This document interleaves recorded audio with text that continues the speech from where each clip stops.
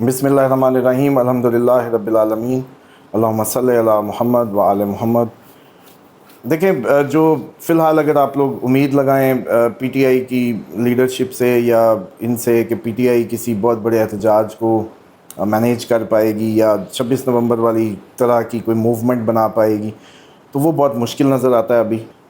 اس میں ہوگا یہ کہ ڈیسینٹرلائز قسم کا احتجاج پاسبل ہے، مختلف علاقوں میں مختلف اس میں یہ پاسبلٹی نظر آتی ہے، لیکن کوئی بہت بڑی موومنٹ بن جائے اس کے بھی چانسز اس طریقے سے نظر نہیں آتے۔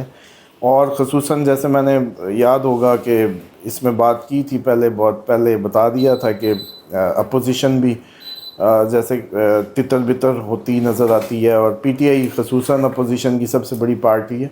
باقی ایک آدمی نے کیا تتر بتر ہونا ہے، مطلب اگر کوئی جماعت ایک سیٹ والی ہے یا دو والی ہے واٹس ایور، لیکن پی ٹی آئی کے اندر فارورڈ بلاک سے لے کے اس طرح کی چیزیں، اس طرح کے معاملات ہیپن ہو سکتے ہیں، اور اس کے بہت زیادہ چانسز ہیں۔ اور یہ جن لوگوں کو سزائیں مل گئی ہیں، ان کو سزائیں جو ہیں دو ہی مقاصد کے تحت نظر آتی ہیں۔ ایک یہ کہ وہ احتجاج کو لیڈ نہ کر سکیں یا اس دباؤ میں آ جائیں۔ یہ press conference kind of model نظر آتا ہے کہ اس میں اب شکل بدل گئی ہے کہ ان کو پریشرائز کرنے کا ایک طریقہ نکالا گیا تاکہ یہ لوگ اپنے جو عوام ہے اس کو احتجاجی اس میں نہ لا سکیں۔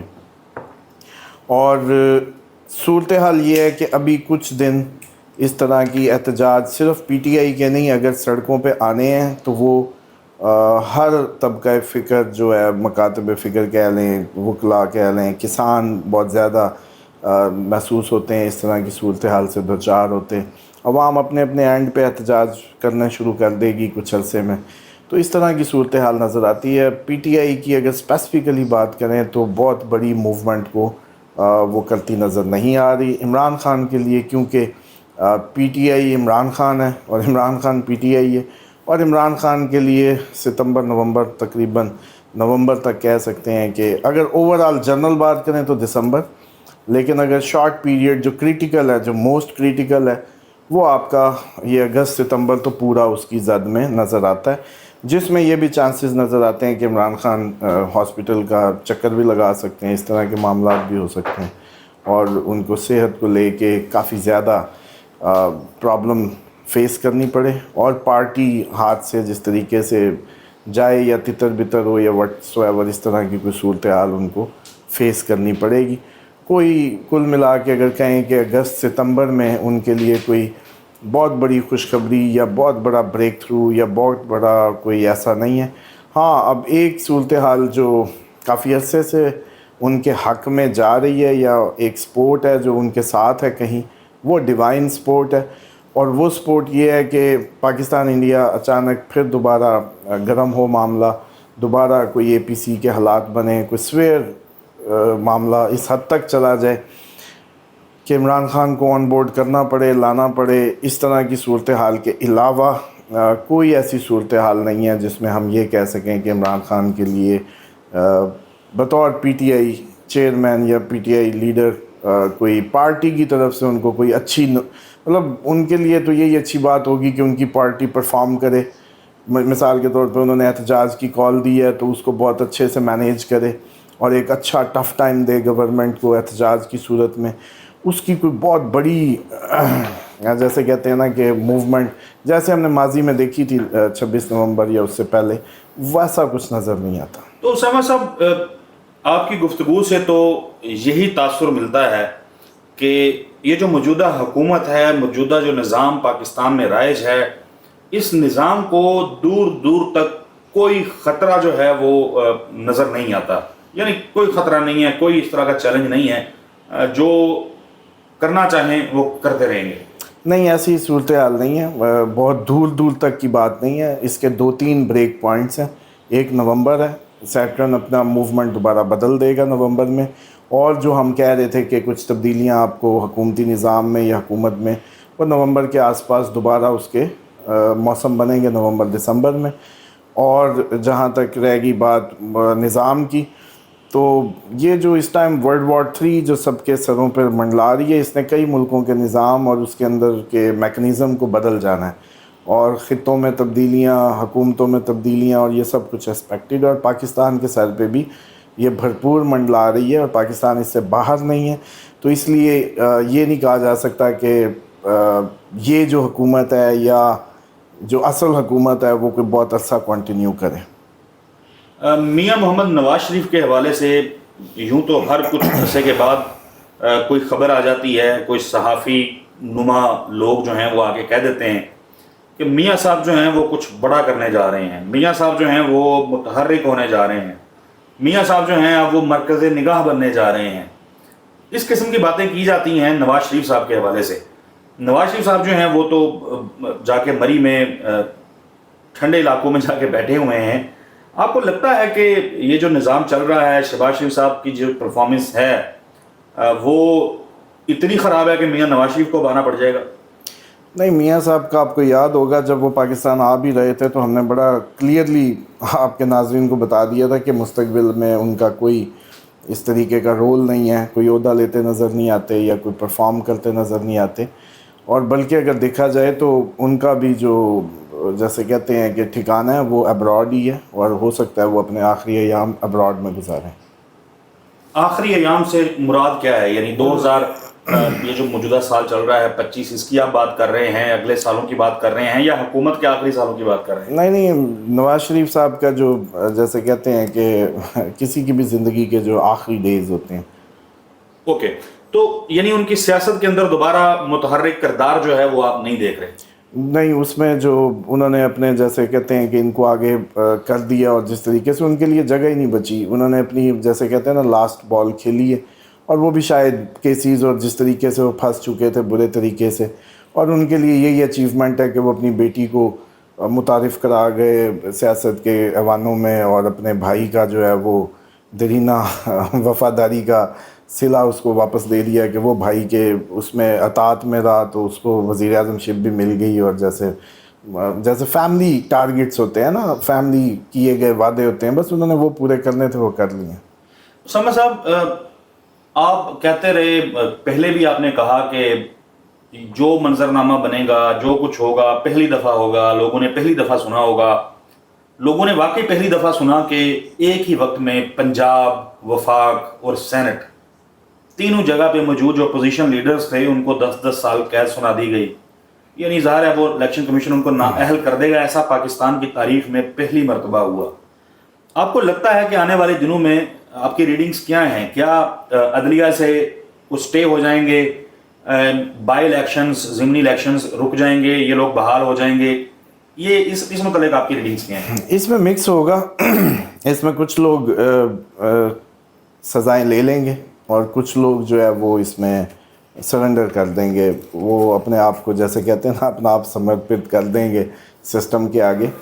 اور یہ موسٹلی اس طرح کی کھچڑی سی پک کے پی ٹی آئی بیسیکلی کمزور ہونی تھی، پی ٹی آئی کمزور ہو گئی، اور اس میں ان کی کوئی بہت بڑی پرفارمنس یا جیسے کہتے ہیں اچیومنٹ لیگل سائڈ سے یا وہ نظر نہیں آتی.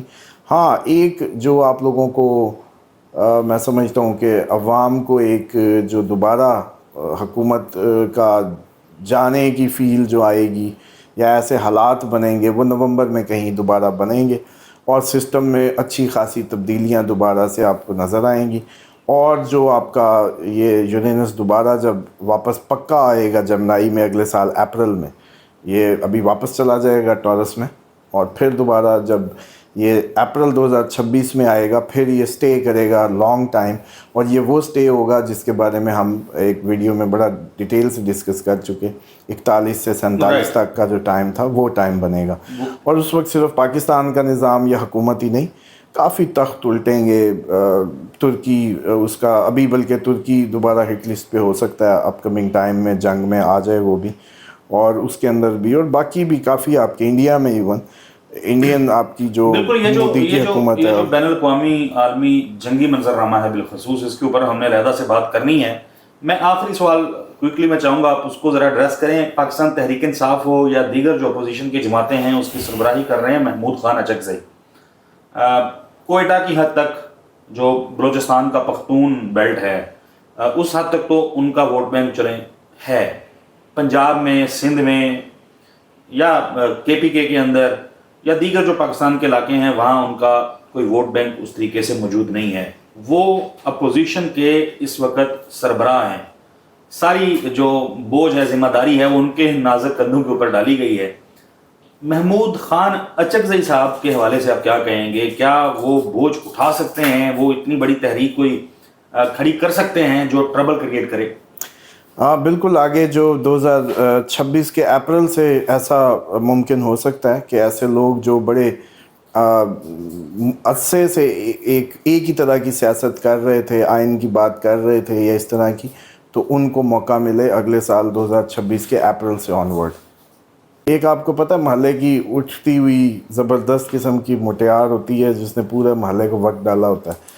پاکستان کے معاملے میں ہمیشہ اس کو آپ ذہن میں رکھا کریں کہ پاکستان میں یہ کیپیسٹی یا پاکستان میں پوٹینشل یا پاکستان کے ریسورسز، اس کے پبلک یا ہیومن کیپٹل کی بات کر لیں یا اس کے باقی زمینی حقائق یا اس کے جو پوٹینشل ہے زمین میں اس کی، وہ یہ بتاتی ہے کہ پاکستان جو ہے وہ سیم ٹائم پہ انڈیا جو جیسے رشیا سے تیل لے کے پھنس رہا تھا یہ اس طرح کی صورتحال، تو پاکستان کا کیس ویسا نہیں ہے. آپ ویسے ریڈ نہ کریں.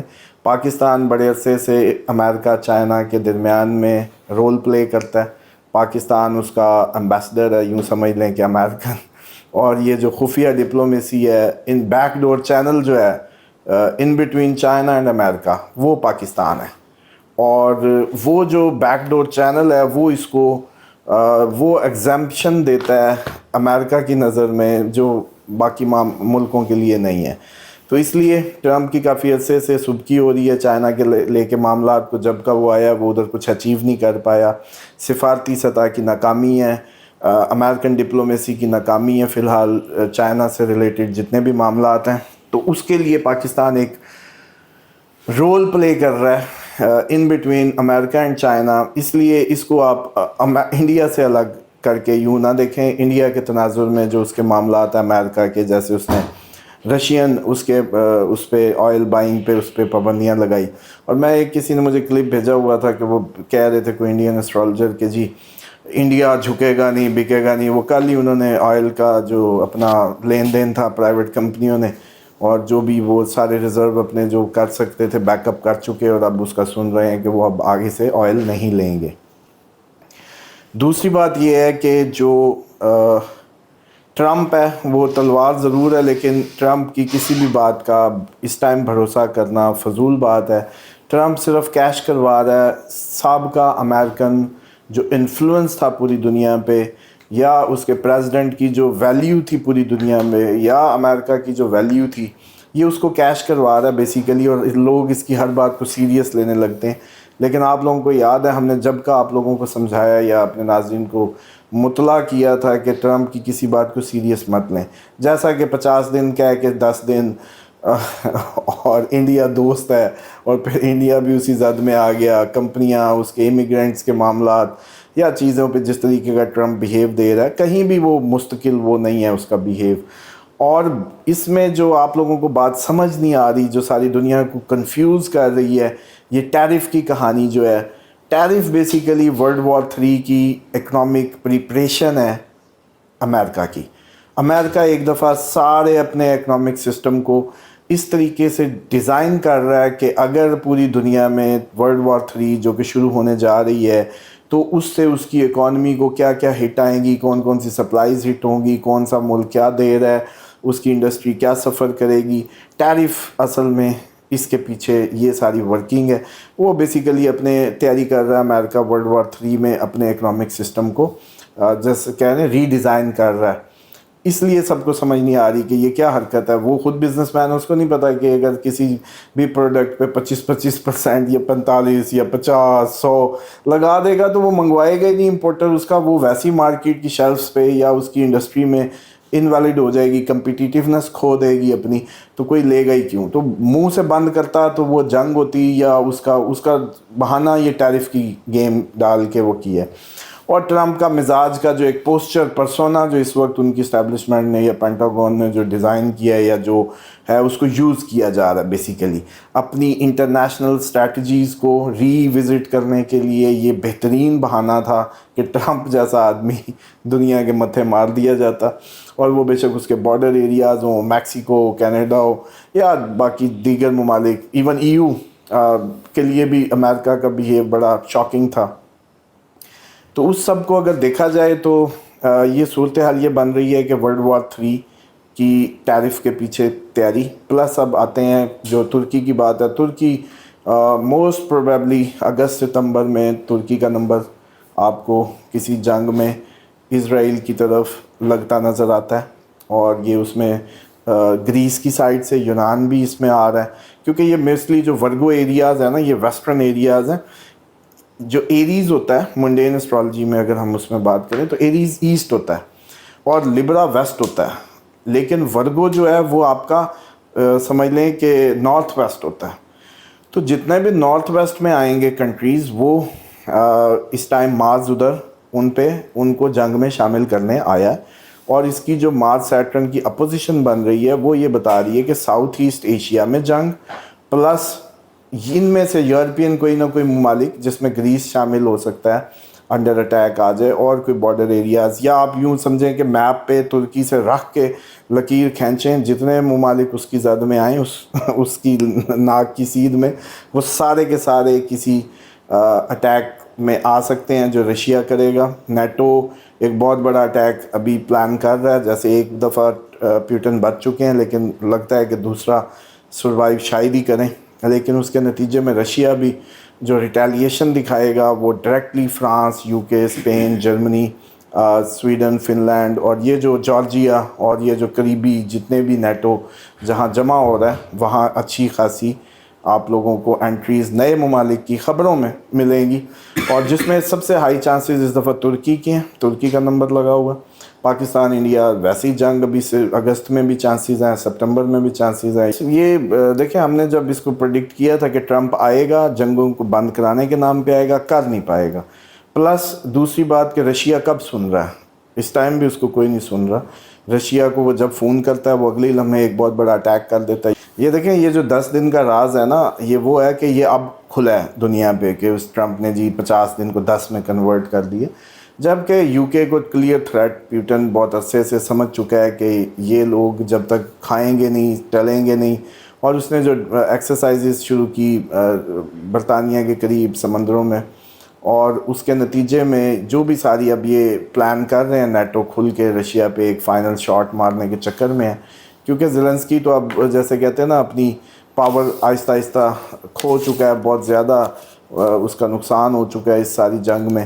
اور اب نیٹو کے لیے وہ جیسے کہتے ہیں نا کہ ادھموا اپنی طرف سے تو انہوں نے پہلے رشیا کو تھکایا ہے نیٹو وار میں, اس کے جیسے کہتے ہیں اس کے ٹیکٹکس لرن کیے ہیں, اس کی ٹیکنالوجی لرن کی ہے, یہ سب کچھ ہوا ہے جسٹ ایک ٹیسٹر کے طور پہ. یہ کیچوا تھا شکار پکڑنے کے لیے یوکرائن جو ہے رشیا کے معاملے.